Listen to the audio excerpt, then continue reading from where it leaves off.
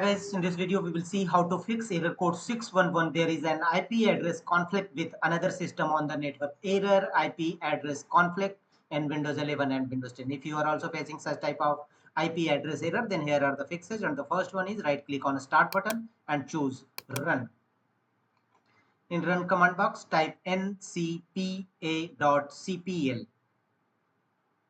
This command will open. Click on OK. This command will open all your available network connections.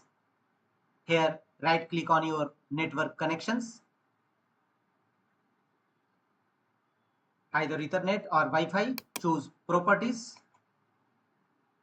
On the new Windows, under the connection uses the following terms. Select Internet Protocol version 4, TCP IPv4. Select it and choose properties.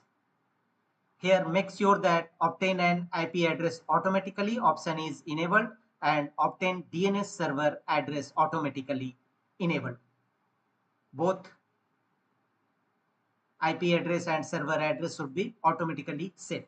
If not, set it as automatic and click on apply and OK to save the changes and check whether your error is resolved or not. If not, go to the next fixes, go to Windows search and type CMD and open command prompt Windows, run as administrator mode. In command prompt Windows, after blinking cursor, execute the command as shown on screen to reset your network. Execute all these 5 commands one by one, followed by enter key on each time. WinSock reset,